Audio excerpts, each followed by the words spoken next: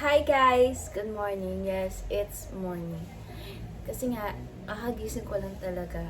Ay, hindi. Alas 12 na. So, it's already 12. And good afternoon na pala kasi um, in-work ko kagabi hanggang umabot kami ng 12 and nakauwi ako na mga 1 a.m. dito sa bahay. Kaya yung tulog ko dire-diretso and 12 na ako nagising. At off ko naman ngayon kasi may klase ako sa work. Off ko ngayon sa work kasi meron akong pasok sa school. May klase ako pero online class lang naman siya ngayon. And yun. So, eto guys, mag-unbox tayo ng partners gift ng Starbucks sa aming mga partners. So, hindi ko yung na-expect na makakasama kami.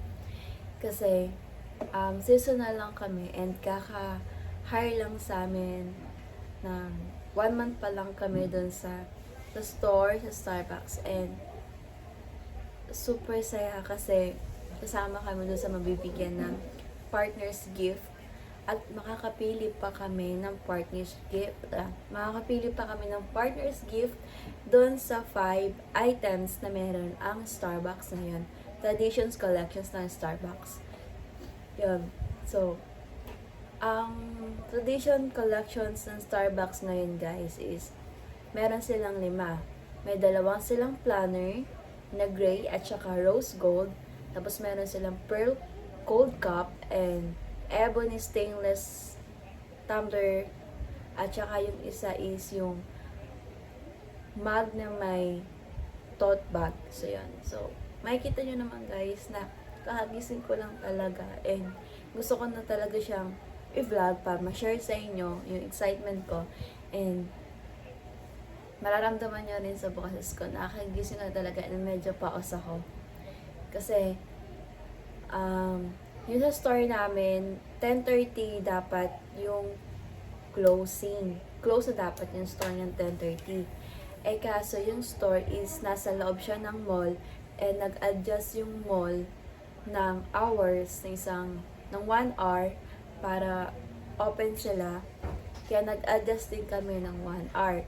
So, ang naging closing namin is 11:30 na dapat 10:30. Kaya, hindi rin naman agad na tatapos yung mga gawain kasi marami talagang ginagawa pag closing ka. Kaya umaabot ng 12 or meron pang extra 30 minutes para matapos lahat ng gawain. So, hindi ko na kayo guys paghihintayin and eto na guys Traditions Collections na napili ko. Dalawa yon kasi dun sa letter ng management guys is makapili kami ng 2 which is talagang na-excite talaga kami kasi ewan ko, basta na-excite talaga kami kasi yung iba akala nila planner yung ibibigay pero this time guys is pinapili guys ng 2 item doon sa 5 na traditions collection ng Starbucks. So eto na guys, eto siya, binigay na siya sa amin kahapon and so yun, so story timeline guys, dahil gustong gusto ko guys yung isang item dito. Nag-collect ako ng stickers, gusto ko mag-collect ng stickers kasi yung stickers nila guys is hanggang January 10 pa. So kailangan mo makakollect ng 19 stickers na equivalent siya sa 19 drinks and makakapili ka dun sa 5 collections, sa 5 traditions collection nila na kahit ano doon. Yun, makakompleto mo lang stickers. Kaya gusto ko rin challenge sa sarili ko and gusto ko talaga yung isang item na yun. Kaya gusto ko sana mag-collect ng stickers and nakakollect na ako ng stickers at nakaka 5 stickers na ako. So nag-iisip pa ako kung tutuloy ko pa ba siya para makakollect pa ako ng collection sa Starbucks. So yun, so eto na siya guys. Ito yung 2 item. Tsaka ito. So guys, unahin natin to. Ito guys, yan, makikita niyo yan. Medyo na ano lang siya kasi nilagay ko siya sa locker. And medyo maliit yung locker na nagamit ko. At di ko rin naman na-expect na ibibigay na sa amin kahapon to. Ito siya guys. And let's start. So ito yun. Ito nyo ba guys? May mga shells. And may mermaid. May mermaid dito. So yun. So, perks of being employee at Starbucks. Ito, ngayon ko lang talaga siya i-open. Hindi ko siya in-open kahapon kasi gusto ko talaga i-share sa inyo. Diba? Para sabay-sabay tayo mag-unbox. Malat ng boses ko, sorry.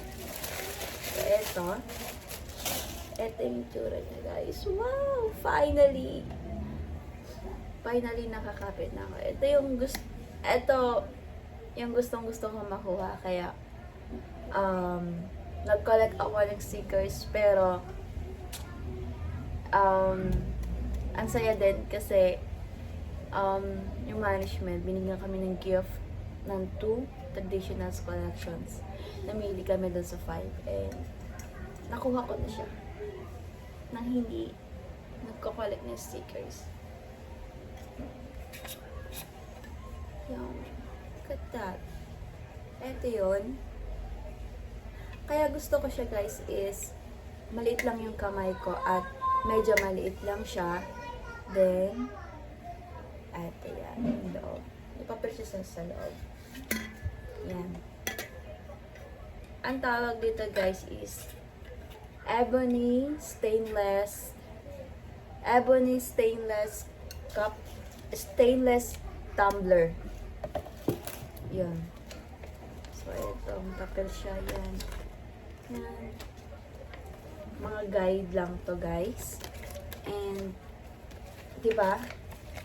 Ang saya.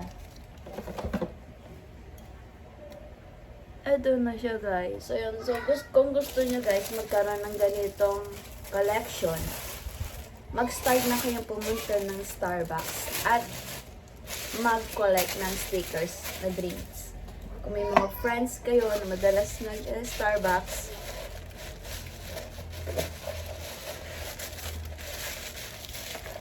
kung may friends kayo na madalas nag-Starbucks, guys, narinig na nila yung kung gusto nila mag-collect ng stickers sa mga partners. Kasi, every time na may pupunta ng store, at bago pa lang, hindi pa sila aware dun sa stickers, ini-introduce yun ng partners para may chance ang lahat para mag-collect ng ganitong items sa Starbucks. So, eto guys, yung next natin na item. Ganito siya guys. Ito naman guys is tinatawag na Pearl Cold Cup, ganun. Tapos, eto. May star siya dito. Ang cute, diba? Tapos, eto. Mayroon siyang straw. Then, yung design niya, may mermaid, syempre. Kasi yan talaga yung ng Starbucks. Then, may mga shells. That's Starbucks. Tapos, liikot siya. And, eto yung love niya. Pang cold lang to guys. Pang cold lang. Yan.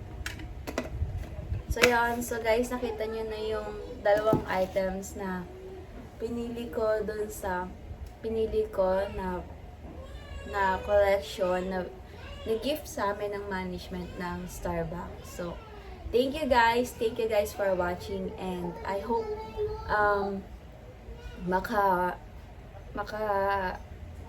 nakatulong ko kahit paano, na hindi naman kasi alam lahat na may ganun pala sa Starbucks. Pero guys, as a partner ngayon sa Starbucks, seasonal lang ako, pero I am so happy and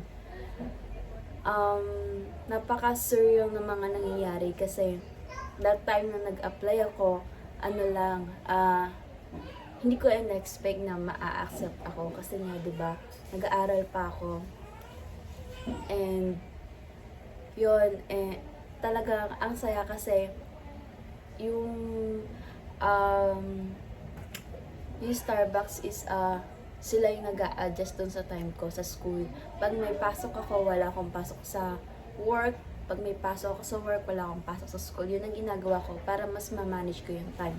And magkaroon din ako ng side na kita para mas makapag-ipon ako or makabayad ako sa mga bills, sa mga ganun.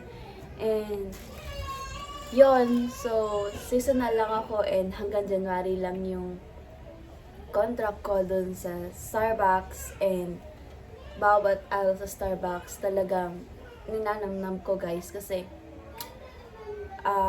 almost 4 days lang ako pala sa Starbucks, pero sa 3 days na yun is nag-duty ako ng 10 hours and marami akong natutunan sa loob ng 10 hours na yun.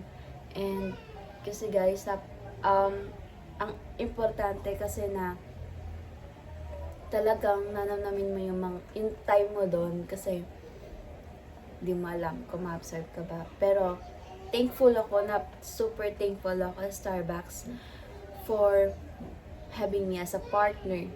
Kasi kahit na seasonal lang ako or part-time lang ako,